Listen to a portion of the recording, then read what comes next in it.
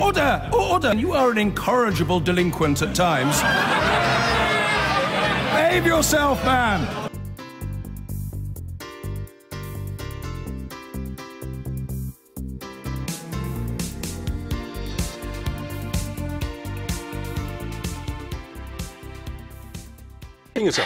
Inflation has risen again. The headline Consumer Prices Index stood at 3.1% in November. That's well ahead of wages, which grew at just 2.2%. It means that the Governor of the Bank of England, Mark Carney, must write to the Chancellor to explain why inflation is running so far ahead of the 2% target the government has set. Our economics editor, Kamal Ahmed, is here. So, a pre-Christmas crunch for consumers with inflation at 3.1%. Has it peaked there? Well, that's the big question. The Bank of England certainly believes that the present number this autumn was going to be the high point for inflation. The main reason for that is because when you have a currency shock, which is a lot of the reason for this inflation, so obviously sterling dropped heavily after the referendum, and when you have a currency shock like that, that tends to feed through the system relatively quickly and then feed out of the system, because inflation is a comparative number 1 year on the next. So once you're a year beyond the referendum, it tends to lessen. And the bank is certainly putting a lot of store by that and believes that it thought 3.2% would actually be the peak and then would fall next year. But what's interesting, Joe, when you actually look at the numbers, and I brought my little sheet of economic numbers with me, as you know, I like to have them all the time with me. If you look at actually the numbers that affect, you know, people and what they buy over Christmas, as you suggest, that living squeeze is still with us. Looking at clothing, looking at food, alcohol and clothing, the numbers are 4.1% inflation in food, 4.5% inflation in alcohol and 3% inflation in clothing. So that is quite painfully high. So for the things that actually people buy, and also that's not including transport, is at 4.5%, that's fuel, that's tickets. And so the actual things that people buy means that 3.1% is not actually what people are experiencing when they go to the shops. So actually, that squeeze is very sharp, but the Bank of England certainly believes, and most economists believe, that we're at about the high point of it. Right, but does that mean there's going to be a sharp fall, or are we going to sort of just taper off a little bit and then stick at around 2.93%? No, so the bank has said it wants to, obviously, well, it has to get back to target, that 2% target, over a 3-year period. So the idea is, Joe, that next year, inflation would fall, and most are predicting between 2 and 2.5%. Now, because of this sterling shock feeding through, there does seem to be a lot of evidence that that will happen. But we mustn't forget, things happen that aren't forecast. So, for example, the closure of the big oil pipeline in Scotland has meant that there's some upward pressure on the oil price. The oil price is going up anyway. It could go up faster. People are using more fuel because it's very cold, and that means that inflation is affected. So inflation is difficult to forecast because things happen, and that can produce inflation pressures. Mark Carney has to write to the Chancellor to explain why there's been this rapid rise in inflation. And you sort of wonder, fine, so he writes a letter, but apart from it being a bureaucratic procedure, what does it actually do? It's just, we are drowning in protocols, aren't we? I mean, I know we're going to come on to Brexit in a few minutes' time, but that's a classic example currently. Can I just ask you a quick question about the numbers there? Yes. If what we're experiencing in the high street is about 4.5, what's dragging the average down to 3.1? Well, it is that currency effect. So because that's what's called washing out of the system. Right. So input prices that the producers are seeing in terms of what they're buying from abroad, because the reason that inflation comes because of a sterling change is because it's more expensive to buy from abroad. And so that figure is starting to fall off because the sterling effect is washing through. Sucking it all down. So that's slightly tapering in its effects. But other things like the oil price are starting to push inflation in the other direction. Also, what's called the push-through. So for a while, retailers soak up the input price inflation that they're suffering because they're buying food from abroad. Right. But after a bit, it starts to be pushed through to the consumer, and that's what's happening now. So that sort of bubble has moved from the retailers, the costs of importing food and is being pushed on to the consumer. So they're now starting to experience that push-through bubble. So what about the action that can be taken by the Bank of England governor? Well, the bank if he writes has this letter to explain it, and then what, it stops there, or does he have suggestions as to how to actually bring it down? So they've raised interest rates slightly, as we know, for the first time in many years. Yeah, well, double them from 0.25% to 0.5%. Of course, raising interest rates tends to take money out of the system, so is a deflationary action. So they've done that. And also they make predictions on things like the sterling effect, on things like commodity prices. But of course, when you have quite strong global growth, as you do, that has inflationary effects and tends to push up inflation. So it's a delicate balancing act. We won't see the letter actually until next year, not until next year's inflation report. By then we'll have had other inflation figures in December, which could be a little lower. So the letter writing, as you made the point, Richard, quite a bureaucratic protocol, although important, we won't actually see what the letter looks like until next February. Mind you, you're too young to remember the 70s and the inflation we had in the 70s. I mean, it would make this conversation laughable. Yes. You know, but we've had such low inflation, of course, for so long, So and that's the difficulty, particularly before Christmas. Thank you very much for coming in.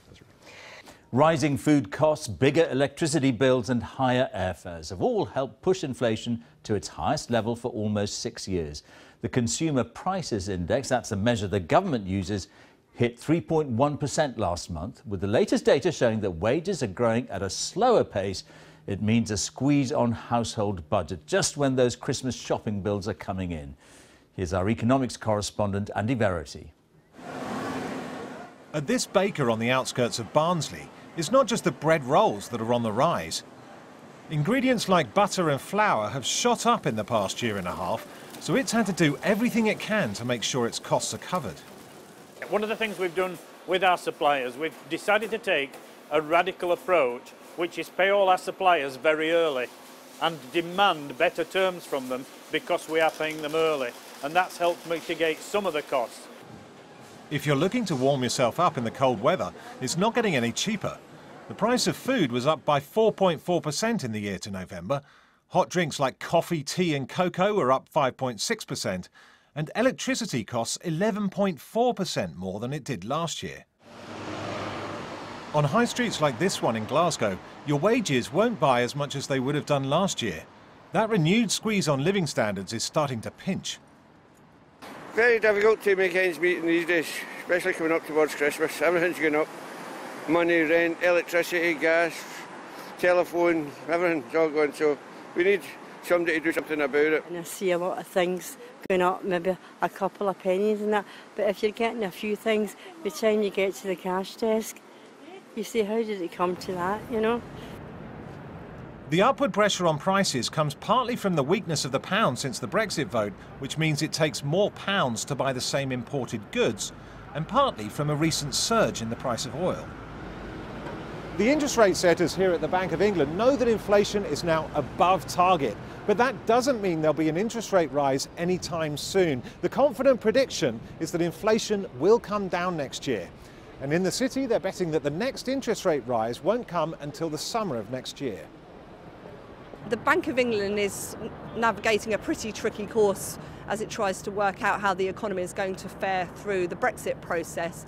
So it's being ultra cautious, and for that reason it's unlikely that they'll make another rate move so soon after that November one. So nothing until a bit further into 2018, and probably one rate rise in 2018 and one in 2019. The hope is that down the line, the inflationary effect of a weaker pound and higher oil prices will fade, and that inflation is now hitting its peak. If your wages buy less than they did last Christmas, though, that's no more than a crumb of comfort. Andy Verity, BBC News. And with me now is our economics editor, Kamal Ahmed. Kamal, we heard that shopper saying prices keep going up. I mean, have we reached a peak? Well, I think as Andy says, the Bank of England certainly believes that next year the rate of growth in prices will start to come down. Now, why do they say that? Well, there's an interesting effect, the currency effect. This fall in the value of the pound since the referendum pushes through the economy actually quite quickly. So by next year, the effects of that on prices will start dissipating. Now, also, as Andy spoke about, there are some upward pressures on inflation. The oil price, there's a lot of cold weather around at the moment, so demand is going up. That can lead to increases in prices, and also global growth. We are in an era now in Europe, in Asia, in America, where growth is actually pretty quick, and that means that demand goes up and that can push up inflation.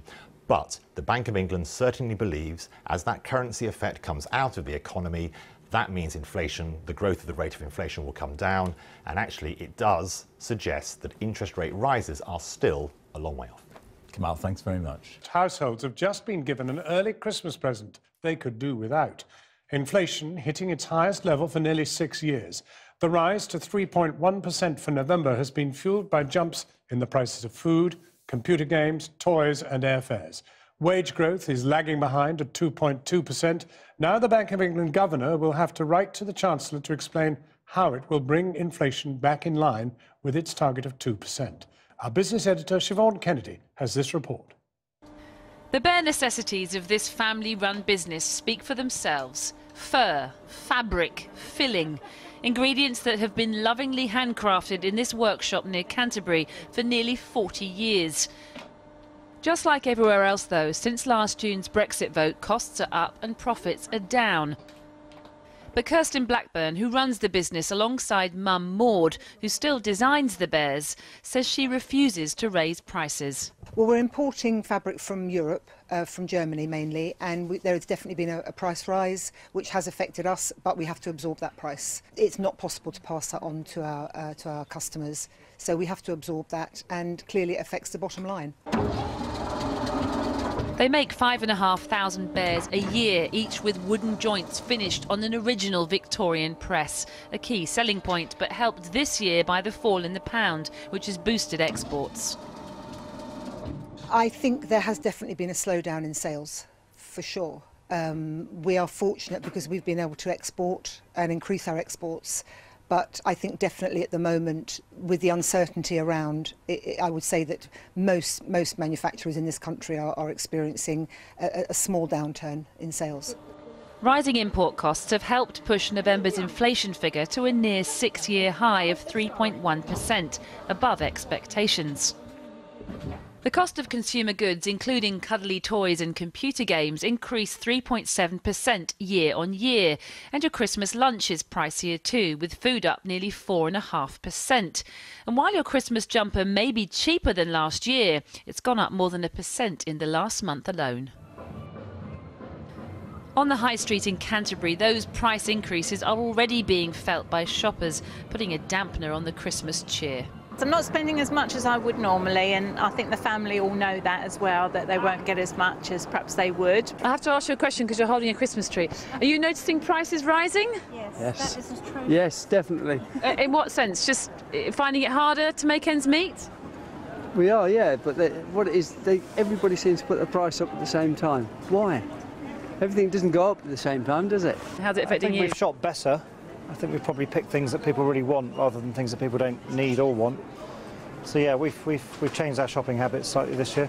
Of course, the main factor driving inflation is Brexit, which is still 18 months on, continuing to push up prices as the value of sterling has tumbled. Now, that is expected to tail off at the beginning of next year, but with wages remaining so stubbornly low and with so much uncertainty about the future, families will continue to feel squeezed, not just this Christmas, but well into next year.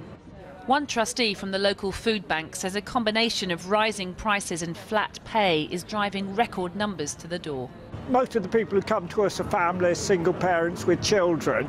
We get people increasingly who are on low wages who are coming to us because they just can't make ends meet on those kinds of wages anymore. And they're people who get benefits, tax credits, family credits and so on to top up low wages.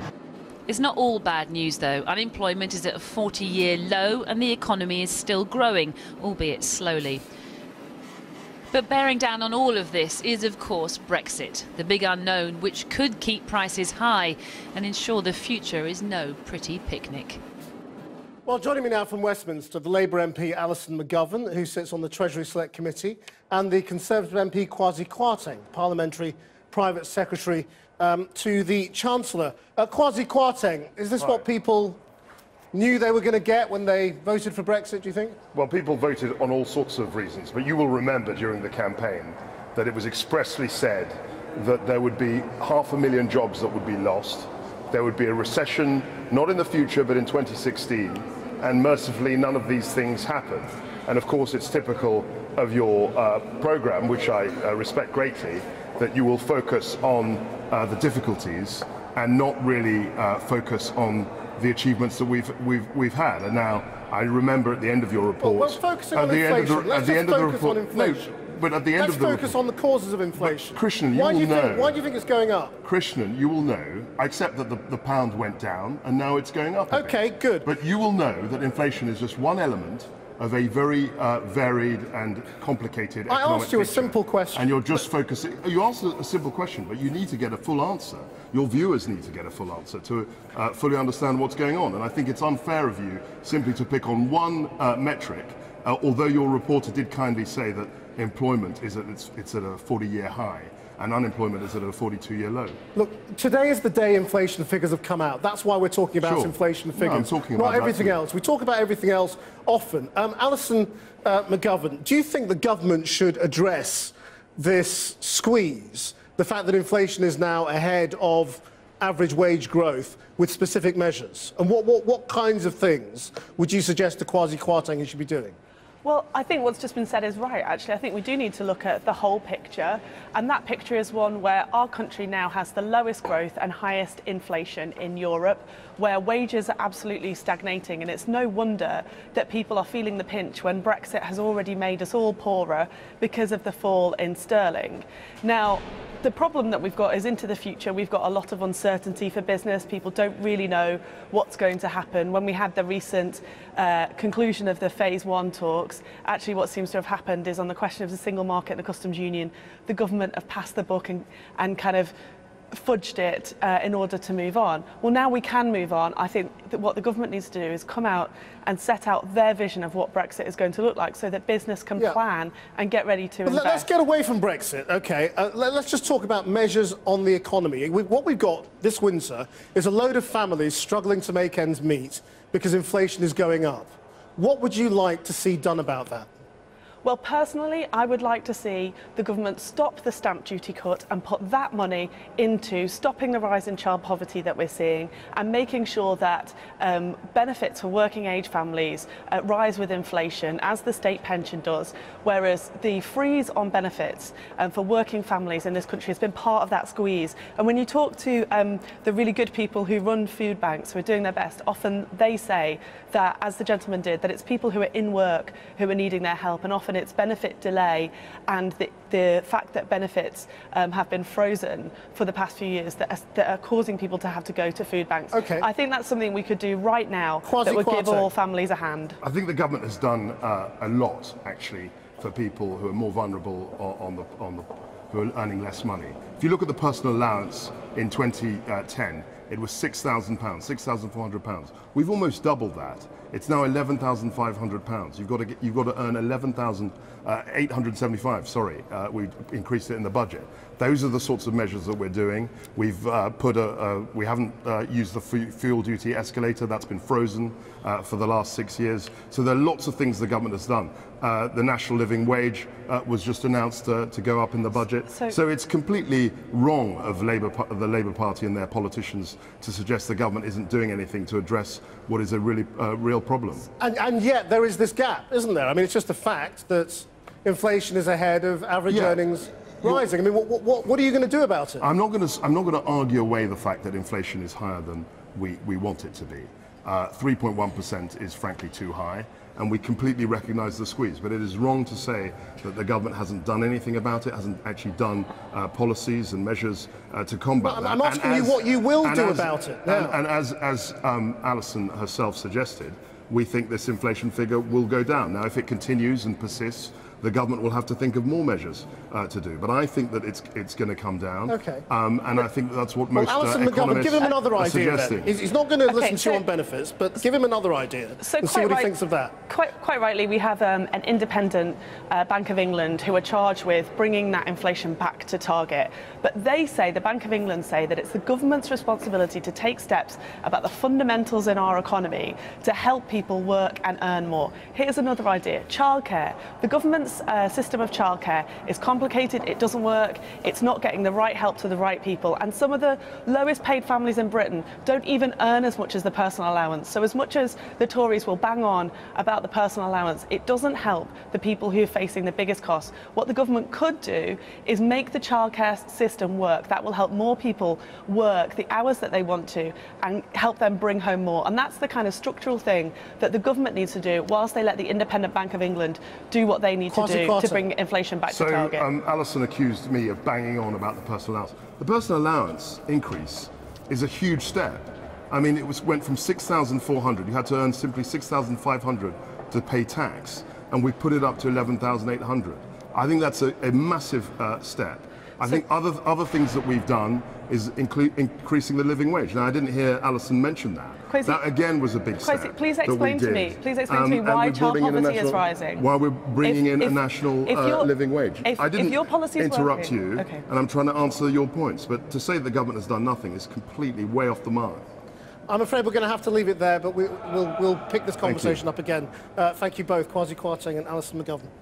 It is certainly not the Christmas present any of us wanted. As we go into the most expensive time of the year, the rate of inflation has risen again to its highest level for nearly 6 years. It was 3.1% in November, up from 3% in October. Not a giant leap, it's true, but the general trend is worrying, and many Christmas basics, food among them, are more expensive than they were, across the range, in fact, from chocolate through to computer games. With wages rising at only 2.2%, budgeting for Christmas is going to be that much tougher this year. Welcome to what is officially the priciest Christmas in almost 6 years. A cost of living squeeze revealed today in an inflation figure that far exceeds wage growth for millions. As a firefighter in West Bromwich, David Pitt has been on a 1% pay cap. Christmas isn't going to be what Christmas is in the past, really, where you could probably spend a bit more money on gifts and things like that. We're having to watch the pennies, essentially. Inflation unexpectedly rose to 3.1% in November, up from 3%. It outpaces pay growth, currently standing at 2.2%. Main inflation factors included higher transport costs, up 4.5% since last year, especially due to airfares, and food prices up 4.4%, partly because of pricier butter and confectionery. This is chocolate, and what's happening to its prices in factories like this can tell us an awful lot about the much broader picture. When it comes to this escalation in the cost of living, food is leading the charge, now increasing at double the annual rate of wage rises. This is a cocoa pod, and basically the price of cocoa has gone up 21%. That's mainly due to the currency changes after the Brexit vote. And unlike a lot of the big companies, as a small company working with supermarkets, we've been unable to pass that cost on. But today's figures show plenty of price rises are being passed on. That could now trigger a ripple effect across the economy as shoppers get more cautious. It's unlikely that we're going to feel very confident going into the festive season. We might tighten the purse strings and keep a close eye on our spending. That, of course, is bad news for UK retailers. Shoppers already caught in the gap between pay and prices will tomorrow hear the latest official figures on average earnings increases. But the statistics are not expected to be impressive. As shoppers enter the biggest retail frenzy of the year, inflation this high is bleak timing. Chris Choi, News at 10. And our business editor, Joel Hills, is here, as I said at the start, to help me try and work out what is happening. Obviously, it's been a trend. Is it going to peak here or go up further, do you think? Well, look, Tom, higher inflation has been one of the most obvious economic consequences, actually, of the decision to vote to leave the European Union 18 months ago. What you've seen is The pound fell in value, import prices rose, and as Chris was spelling out, that's had a knock-on effect. Now, the bank's view of this is actually quite sanguine looking forward. It assumes that actually the sterling effect will start to ease away. What we'll see is pay growth pick up. And remember, Tom, by historic standards, the headline rate of inflation is high, but modestly high. And it's amazing, actually, how much hardship that is causing. And it's because pay growth has been so sluggish for all sorts of different reasons. So the tone of Mark Carney's letter, I think, will be actually quite upbeat. It will be the idea that inflation will come down slowly towards target in the months to come. Those of a more nervous disposition, of course, will look at the price of oil. And it's been rising, and when the price of oil rises, if it continues to, the price of everything goes up. So I guess the obvious next question for anyone feeling the squeeze tonight is what's going to happen to interest rates? Well, there's another decision on Thursday. The city, no one in the city expects there to be another interest rate rise. The rise that we saw, the first one in a decade recently, was there, of course, to protect households and businesses from inflation. But the Bank of England said at the time that it may have to do more. The expectation is that there's no reason to disbelieve what the bank is saying, that future rises will be modest, and they will be limited, and they will be gradual. But so much really does hinge, I think, on the outcome of Brexit negotiations to come. The Bank of England, of course, is assuming there will be smooth transition, and that is, at times, or it looks, a rather brave assumption. OK, Joel, thank you very much indeed.